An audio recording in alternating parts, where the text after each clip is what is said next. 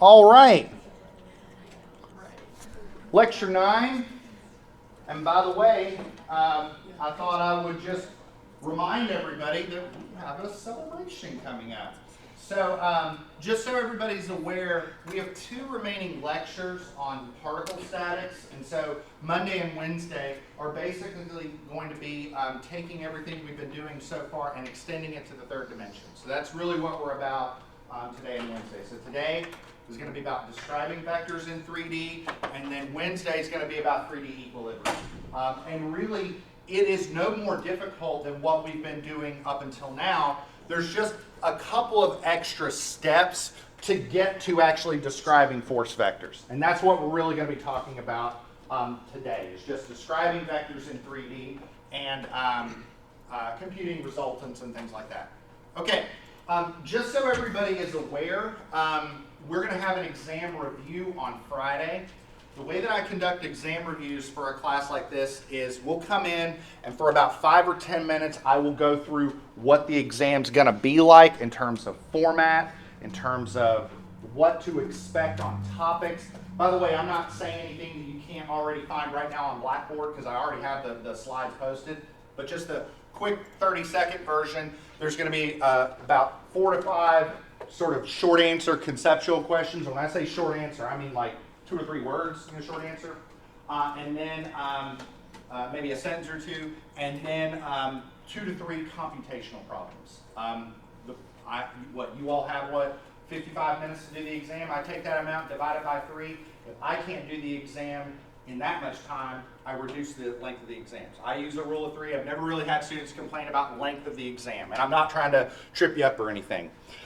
In terms of specifics and what's covered, it's there. We'll talk about it on Friday, but it's basically going to be everything from day 1 up until lecture 10. So lectures 1 through 10 is what the exam is going to be on. Speaking of, if you open up Blackboard right now, and go to student preview. First off, I think they did an update because the layout looks a little different. But if you go to lecture notes now, you will see everything through exam 1 and exam 2. Exam 1 is all of this stuff. Exam 2 is this stuff. So maybe I'll rearrange that a little bit to where it's clear. But topic 1, 2, and course overview, that's exam 1. Okay. Any questions on that? And everybody get the code? Okay. So today what we're going to do is we're going to take what we've talked about so far and extend it into the 3rd dimension. And so my big point that I really want to get across is that nothing changes. Granted, there might be a couple of extra steps just from the mechanics of actually like describing force vectors and whatnot, but the actual like be-all end-all process is the same. So the concept of static equilibrium, we've been looking at it in 2D. In 2D, the sum of the forces in the x direction has to be 0, and the sum of the forces in the y direction has to be 0. So you can imagine in 3D, we're just going to add another equation to that. Also, don't forget gravity, because we're going to use that. So none of this stuff has changed. Okay. So let's talk about entering the 3rd dimension. So how do we enter the 3rd dimension? We just throw another term on. Okay. So another term, and now we have another unit vector. Instead of I and j, we have I, j, and k. Okay. We're going to have a generic description of a force vector being some component in the x direction times I, some component in the y direction times j, and some component in the z direction times k. And again, the value of this notation is that taking this notation and extending it, we can use a lot of the same principles that we've been using so far. I want to hover on this slide a little bit. I have a similar slide in the exam review where I fill in this cell, but this is like a be-all, end-all like formula sheet for exam 1, if you want, or it doesn't contain like literally everything. It doesn't contain like gravity and things like that, but there's a lot of really good stuff in this slide. So for example, how do you determine the magnitude of a vector in 2D? You use the Pythagorean theorem, right? What about in 3D? It's the same thing, just add another term, right? So the length of the vector in 3D is just the square root of the sum of the quantity squared, fx squared plus fy squared plus fz squared. Okay, so it's the same idea. How do we add vectors? Same way, just another term. Static equilibrium, just another equation. Okay. The one thing that we might take a little bit of discussion is direction, or the orientation of the vectors. That's actually easy, not hard. It's actually really easy to do that. It involves what I have right here on the board. It's pretty straightforward. Okay. All right. Now, describing vectors in 3D is probably the toughest part. It's the part that you will probably spend the most sort of elbow grease on. So let's go back to the definition of a unit vector. Remember this when we said that a vector contains magnitude and direction, and that if you factor out the magnitude, then what you're left with is the magnitude times this vector that has a length of 1 at the same orientation. And it is that we call a unit vector. A while back when we first described that, we said, well, really the unit vectors that we're going to use are I, J, and K. But we could have an arbitrary unit vector. Well, now I want to talk about arbitrary unit vectors. So the arbitrary unit vector, so I'm going to use, this is the Greek letter lambda. I'm going to use that for my sort of symbol for unit vectors. So the idea is that when we're describing a force vector in 3D, we'll separate out its magnitude and its direction, okay? And so this lambda vector is a vector with a length of 1 that's purpose is to preserve the direction that the force is going, okay? So for example, if I have a force going like that, that's 500 pounds, then the vector would be 500 pounds times a unit vector pointing that way, okay? And so the big question is, how do we figure out that vector? Okay. Well, the way that we figure out that vector is basically this. Okay. And don't worry, this might seem like a lot, but when we start going into it, you realize, oh, this really isn't that bad. So what we'll do is we'll say, okay, let's say I have a 500-pound force going that way. Okay. So how do I find a vector going that way? Well, the idea is to really use coordinates. So if I have the coordinate of where the force starts, and if I have a coordinate for where the force ends, then I can just take the coordinates of that point minus the coordinates of this point, get a distance vector. That to get from point A to point B, or point M to point N, I go so far in the X, so far in the Y, so far in the Z. And if I take that vector and I divide it by its own length, I get a resulting vector with a length of 1. There's my unit vector. So the idea is to come up with this distance vector, then divide it by its own magnitude to get a unit vector, then multiply that times the force magnitude to get the force vector. I know it's a little convoluted, but it is probably the easiest way to deal with 3D in a manageable fashion. Okay? And the easiest way of going about this is to just do some examples, which we're going to do some here in a little bit. Okay, is everybody kind of with the idea so far? The idea kind of makes sense? Okay. Don't worry, do I need to hover on this a bit? I see some folks writing. Do you want me to stick here? Now, the only other thing to sort of like work out is how do we figure out the angles, the direction, the orientation? If you recall, what we would do is if I had a 2D vector, I mean, how do you determine the orientation? You take the inverse tangent and all that. Remember that? That works. Ultimately, in 2D, that's really easy to figure out because it's a 2D coordinate system. And so if we agree the angle needs to be from the x-axis, it's pretty easy to sort of figure that out. In 3D, it's kind of tough to just use a single angle. It doesn't really work. So instead, we just use angles from the x-axis, from the y-axis, and from the z-axis. So, like for example, let's say that this point right here on the floor represents the origin, okay? And so this is the x-axis, this is the y-axis, and the z-axis goes up and down the floor, okay? And I have a vector pointing about like that, okay? And I want to know what's its orientation. So the way that we'll answer that question is we'll just say, okay, what's the angle from the x-axis, what's the angle from the y-axis, and what's the angle from the z-axis? And if we can figure out those angles, we can identify the orientation pretty easily. Does that make sense? So how do we do that? Well, we basically just go back to like basic trig, and we say, okay, if I have, let's say this angle, let's say this is the angle from the x-axis that I'm trying to figure out. and I have a vector with a length of 1. What is this length right here? I mean, what is that length?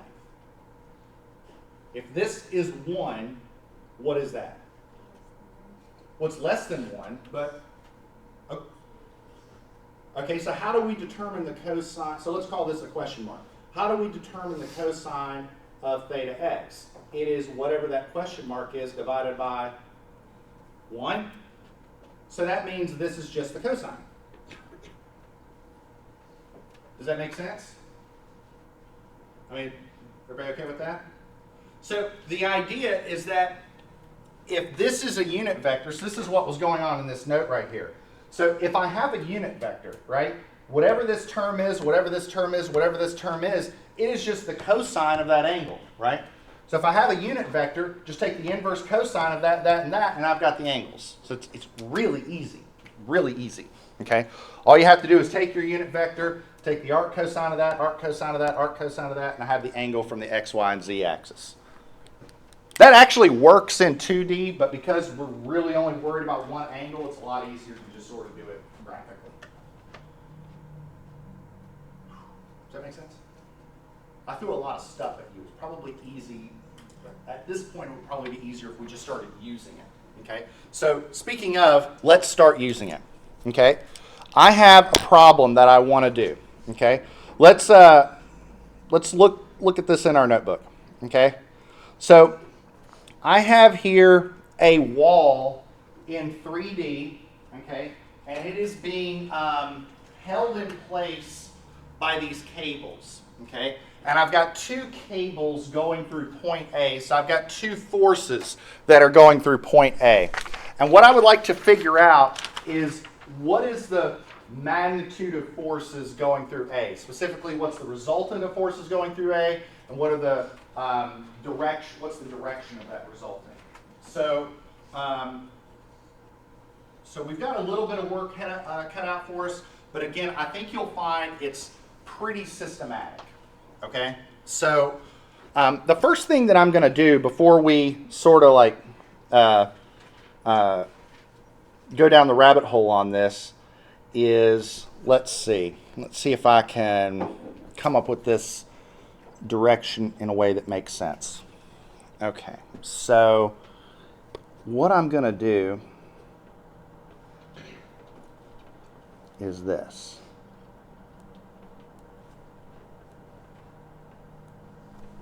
Okay, so the first thing I'm going to do is I'm going to just define a coordinate system. Okay, and by the way, we're going to talk more about this later, about how to actually define these and do it correctly. For now, just suffice it to say that if you need a coordinate system, it will be given to you. We'll figure that stuff out later. But the idea is that if you need a little bit of like orientation, then like here's your wall, and the cables are sort of going like that. Okay. So the y-axis is sort of going up the wall. The x-axis is sort of like if I'm facing the wall, the x-axis is in and out, and the z-axis is along the wall. Okay?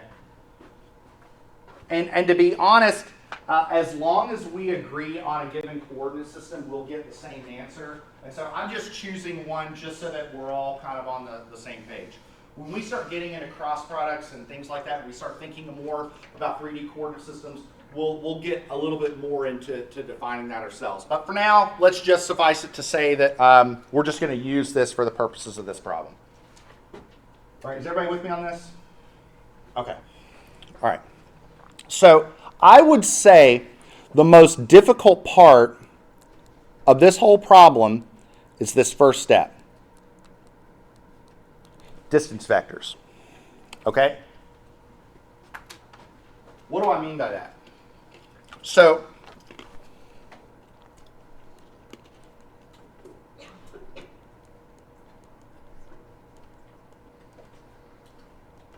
free body diagram.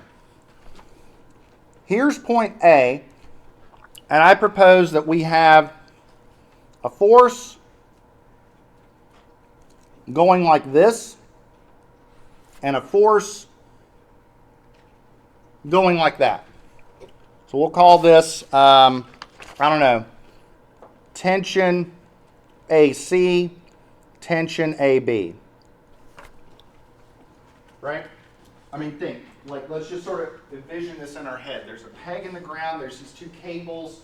So here's point A. Cable AC sort of yanking on it like this. Cable AB is yanking on it like that. So the nail is being, the peg on the ground is being yanked on. Okay? So there's two tensile forces yanking on the peg. I want to know what those are. Okay?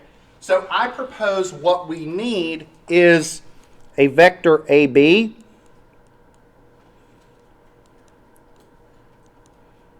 and a vector AC. Okay? Now,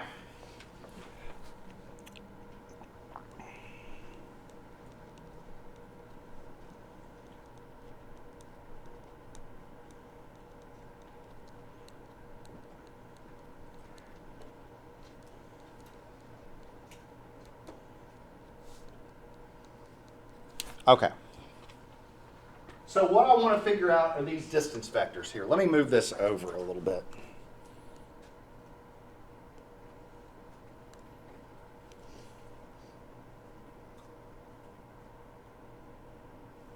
Okay. So,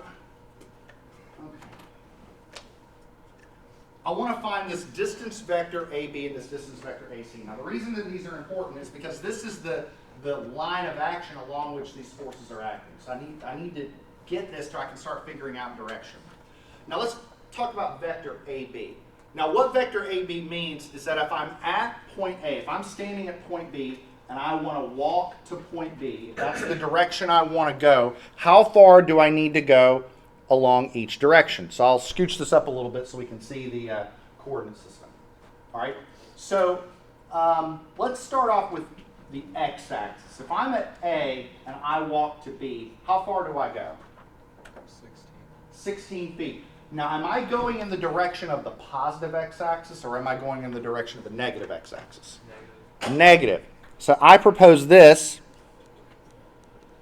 is negative 16 feet. What about y? If I go from A to B, how far am I going up on the y? 8 feet. Is that positive or negative?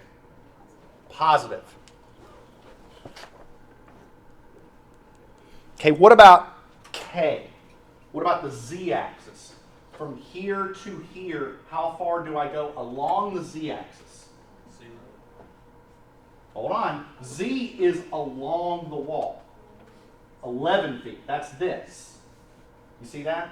So if I'm here, so to go along the z-axis from here to here, that's this part right here. That's that 11 feet. Does everybody see that? So this is 11 feet. Okay? What about AC? Now let's see if you can follow along here. AC, what's the x term? Negative 16 feet. What about this one? 8 feet. Those are still the same.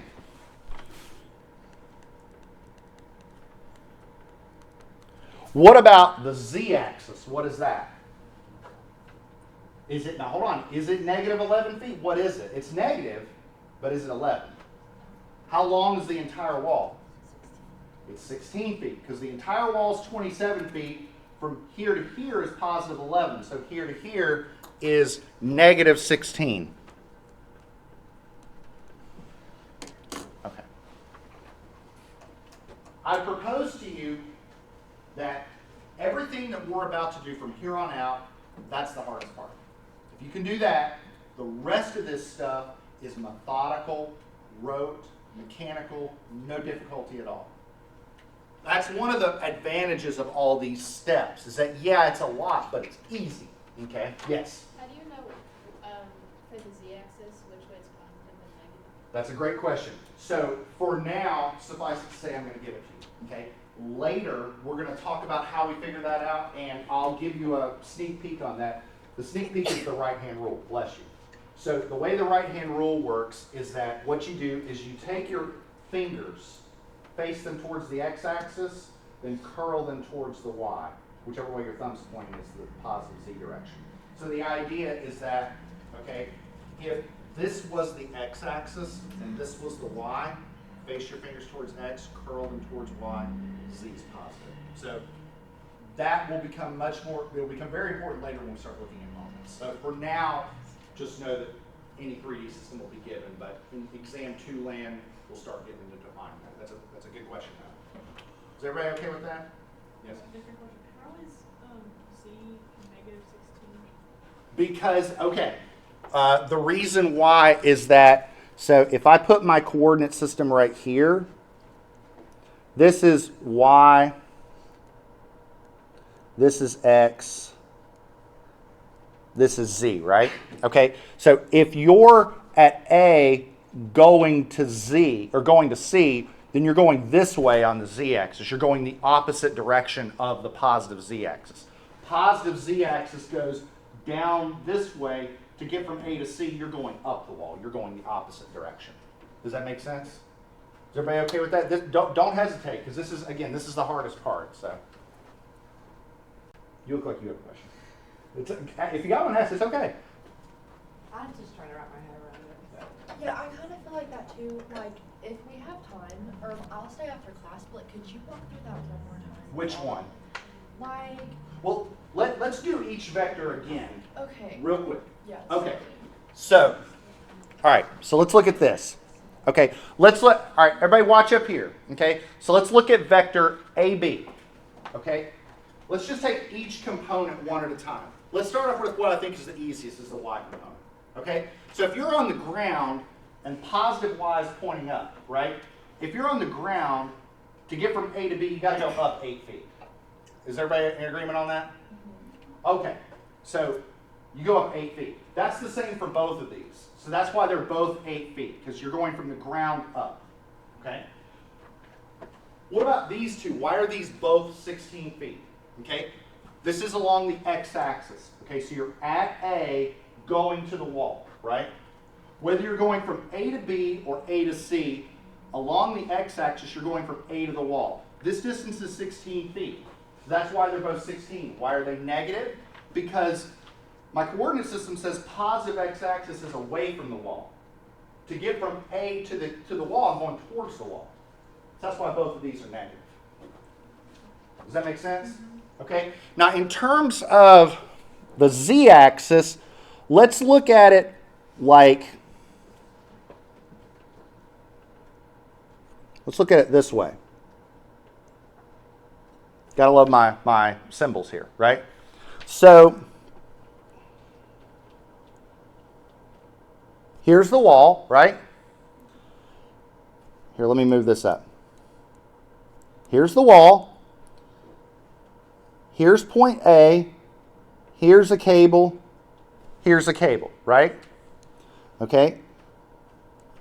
This distance is 11 feet. This distance is 16. Now, how did I get that was 16? Because this is 27. You see that?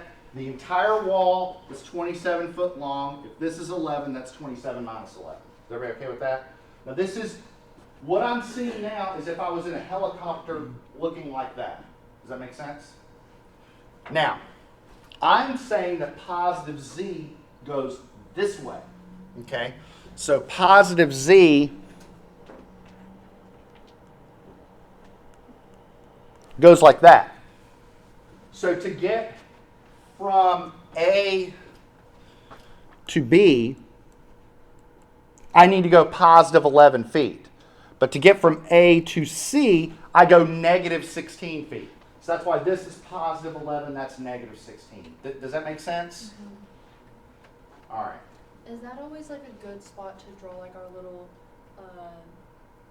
The coordinate system? yeah, like right back? I would say for this problem, yes. What I'm going to say is that for your homework assignment and for future problems, it should be drawn for you. And if it's not, I'll give you one. Don't worry about that. And again, that's not something I want you to worry about between now and exam 1. Exam 2, that's another story, but we're not there yet. That helped a lot, thank you. All right. Is that good for everybody else? All right. All right. Any questions on that? Let me see how we're doing on time. Oh, we're doing good. We're doing good. Okay. We're doing good on time. Okay. Don't hesitate. Again, whether it's scholarships, yourself, your parents, loan, somebody put cash money for you to be on the table for you all to be in here. If you got a question, you ask. Okay? Everybody good? Okay. All right. So if you understand this, then the rest is a cakewalk. By the way, since we're talking about vectors, can somebody tell me how do you compare AB to BA? What's the comparison?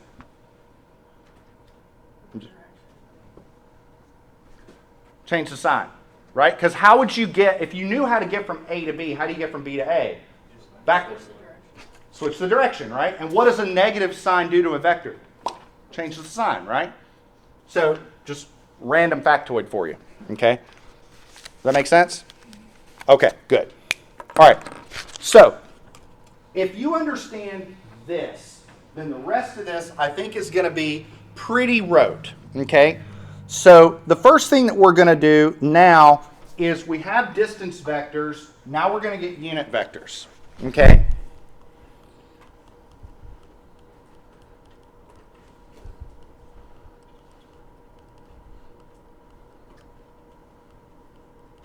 Okay. Can I scroll up a little bit? Am I good to, so that I can have some room to write? Okay.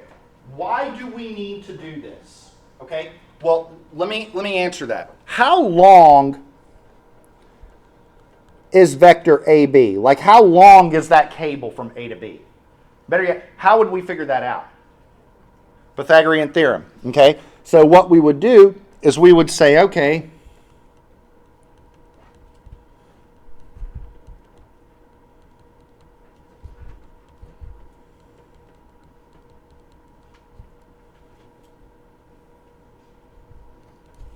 we got that, okay? When I break out the Casio FX115ES Plus or similar scientific calculator and I plug that in, what do I get? By the way, this problem's been configured so the numbers are kind of nice. So it's not going to be some weird decimal. 21 feet. Do I have a second?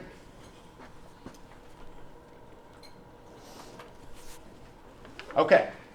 All right, so I propose that cable AB is 21 feet long and that the current format of vector AB is a vector that has a magnitude of 21 feet.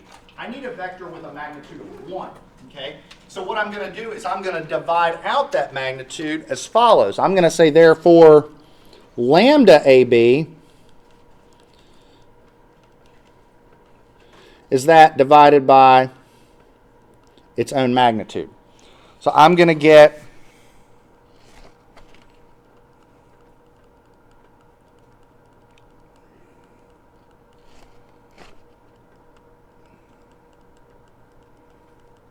and I know this is going to be a lot of writing, but bear with me.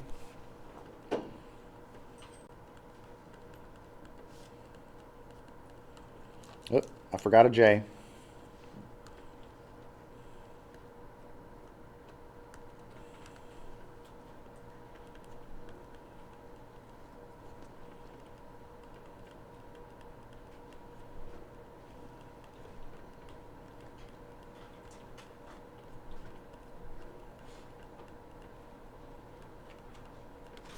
So what I've done is I've now created a vector, but look what's inside that vector. I mean, I wrote it this way to sort of make it a point that, I mean, I'm not just dividing out the magnitude. I mean, I'm dividing out the units. I'm dividing out everything. The only thing I have now is a vector that all it does is preserve direction, because what is the length of this whole vector? 1. Okay? So if I were to take this vector and multiply it by the magnitude of that force, I would now get a force vector. Does that make sense? That's what I'm trying to do here. Let's do this again with vector AC. So AC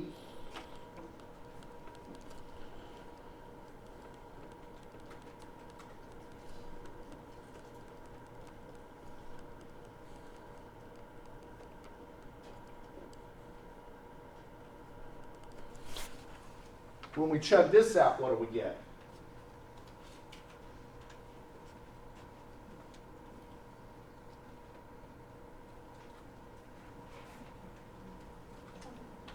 24 feet. Do I have a second? Okay. So therefore, the unit vector in that direction is just take the original AC vector, divide it by its magnitude.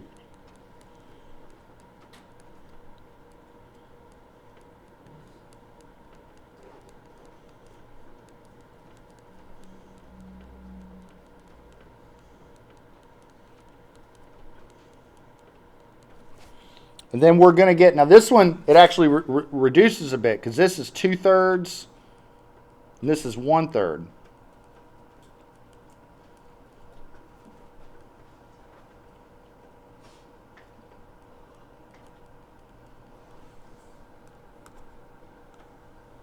Okay.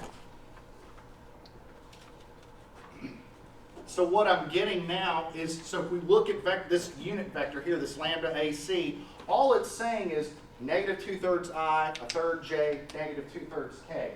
All it contains is direction. It does not contain any magnitude at all. Because if you were to find the magnitude of this vector, you'd get 4/9 plus 1/9 plus 4/9, that's 9/9, or the square root of that is 1. Okay? So again, the only information that that vector contains is direction. It contains no magnitude. So how do I turn this and this into a force vector? I multiply it by the magnitudes of the forces. Okay? All right, speaking of, let's do that. Before I move on, does everybody have this? Is everybody okay with this? Do I need to stay here for a bit or can I scroll up? Okay.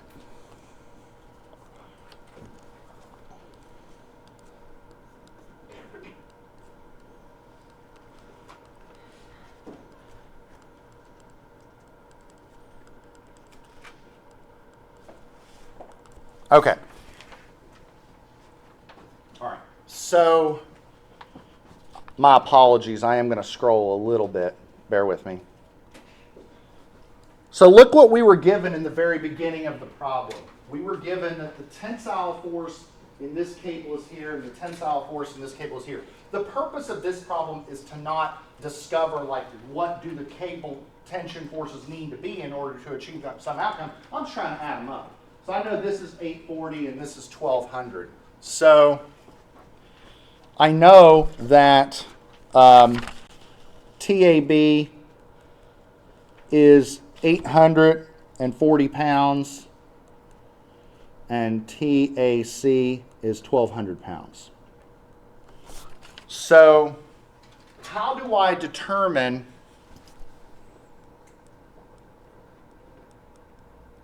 that force vector? Well, I take the magnitude times the unit vector. So what is that? It's a magnitude of 840 pounds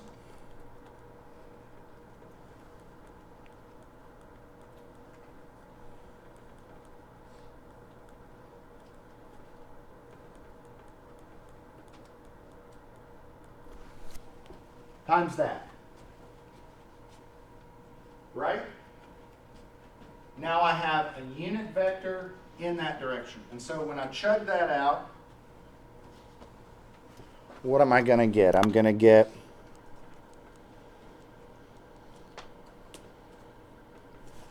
$840 times 16 over 21.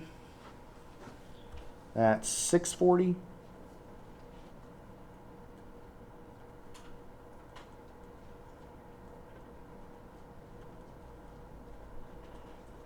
And that ends up being 440.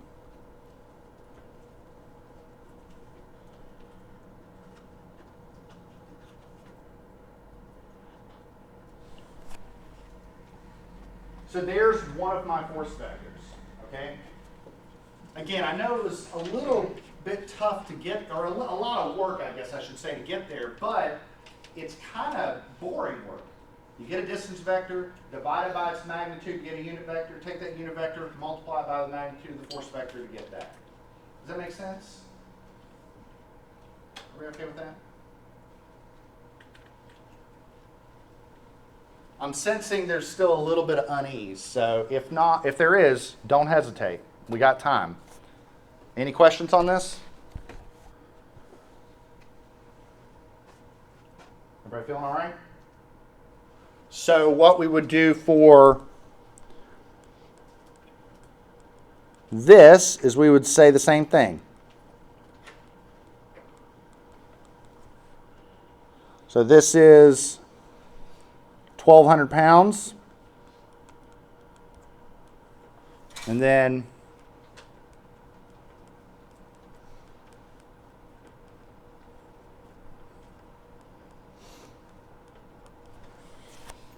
this one I'm fairly certain I can do in my head because I'm going to get 2/3 of 1,200, that's 800, and then that's 400. So I'm going to get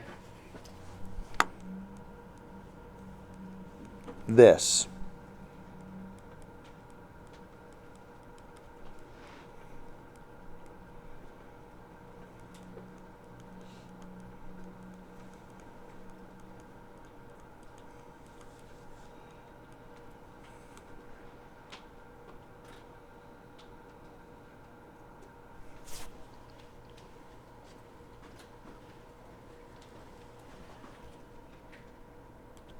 And by the way, you can always Pythagorean theorem these to check it.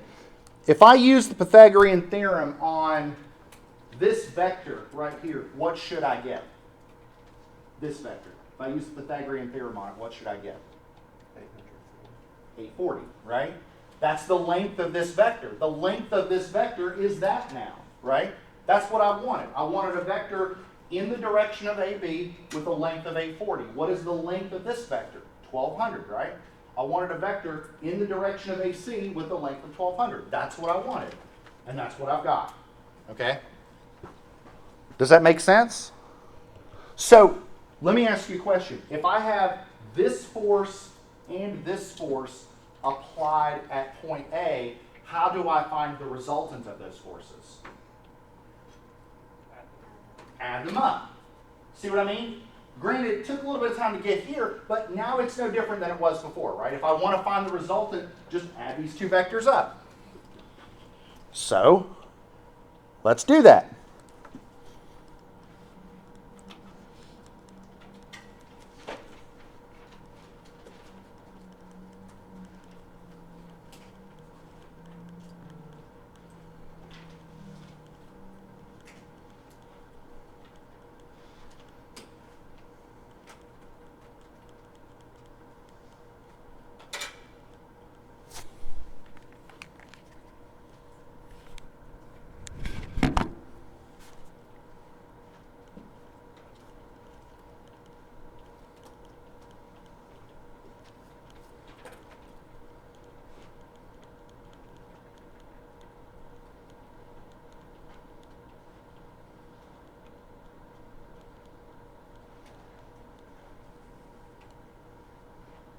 So now all we have to do is add these up.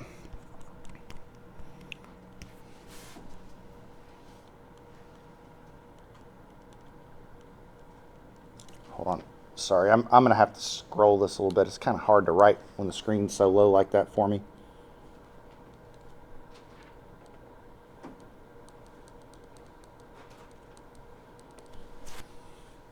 So now we're just going to sum these up. So what do we get when we sum these? 640 and 800 gives me what? 1440? Negative 1440?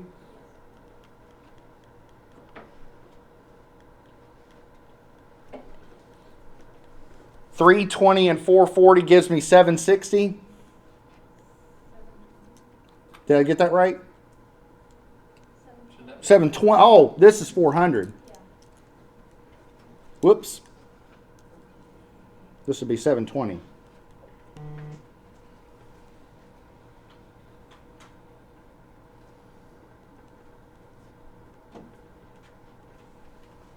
Okay. And then this one, 440 and 800, was at 360? Negative 360, yeah.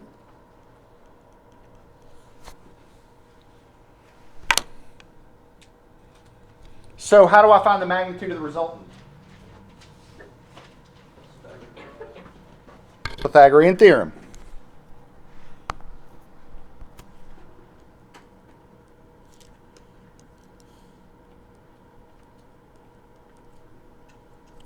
So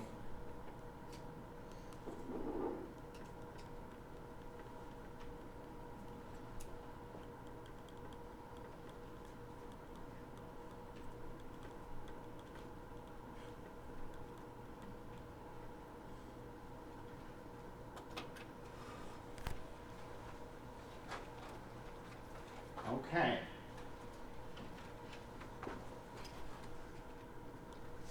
So what do we get for our magnitude?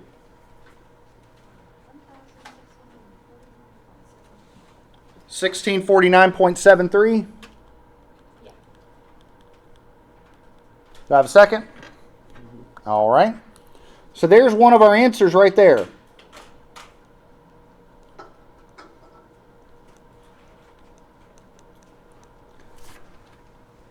So let me ask this. Beyond finding the distance vector, which again, it requires a little bit of 3D thinking and whatnot, is this very difficult? Should be pretty straightforward, right? I mean, it takes a little bit of work, but it's not challenging, okay? Now, how about the orientation of the resultant?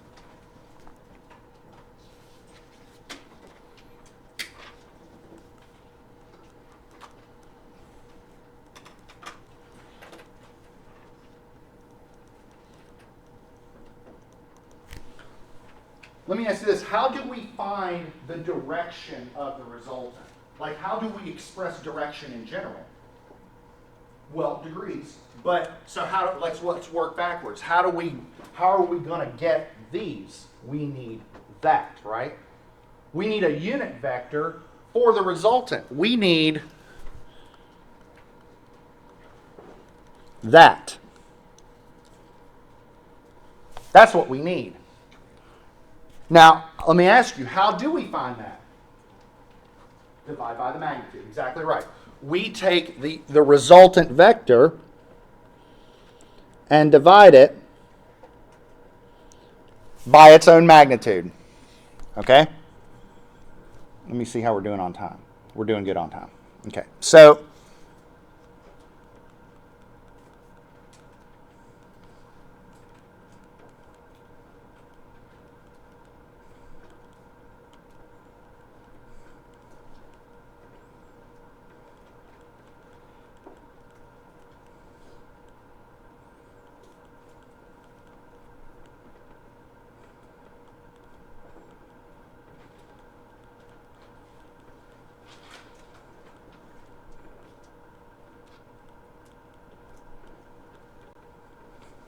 we get that.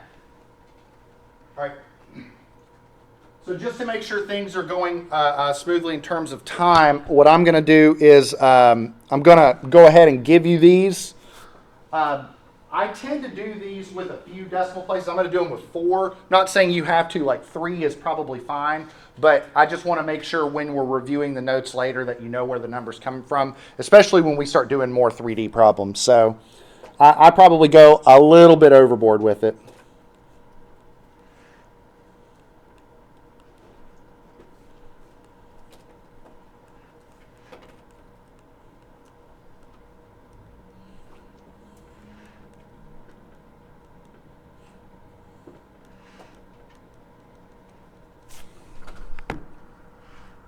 Okay.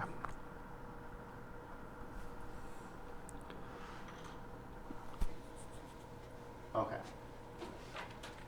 Just you're wondering, I was checking to make sure that the homework assignment that I gave you does indeed have a coordinate system defined, and it does. So just making sure.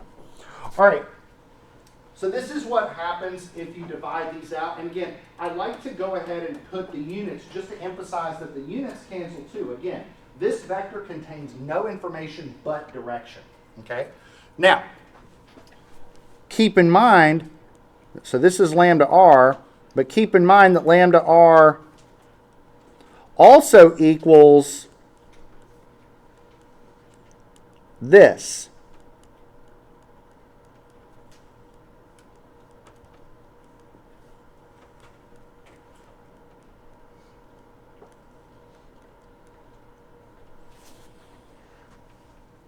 Okay. So, how do we find the angles? How do we do that? There you go. Inverse cosines of these. This part, like I said, this part is actually really easy. So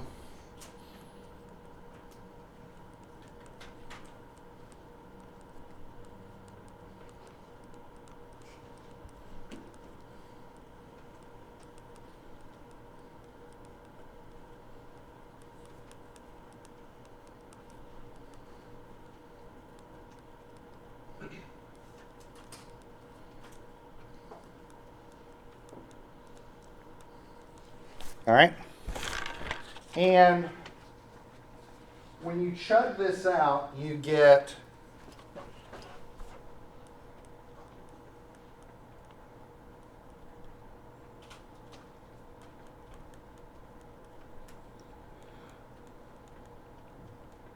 or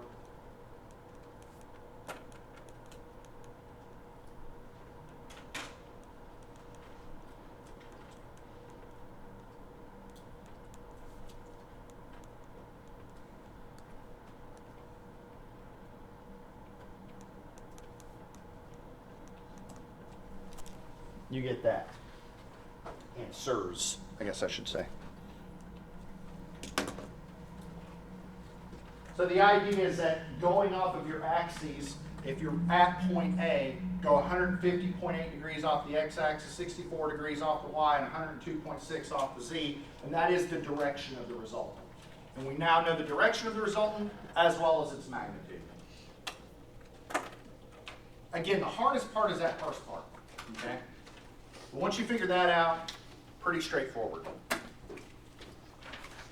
So I want to take a step back and make sure that we're all comfortable with what we just did. Does this sound good? Any questions? All right. Well, I didn't give you a lot of time back, but I'm going to give you about 3 minutes back. I'm going to stop the recording. You've got another homework, again, kind of like this. Our last topic is 3D equilibrium. Make sure to bring your calculators on Wednesday because we're going to solve 3x3 equations on Wednesday. That's all I got.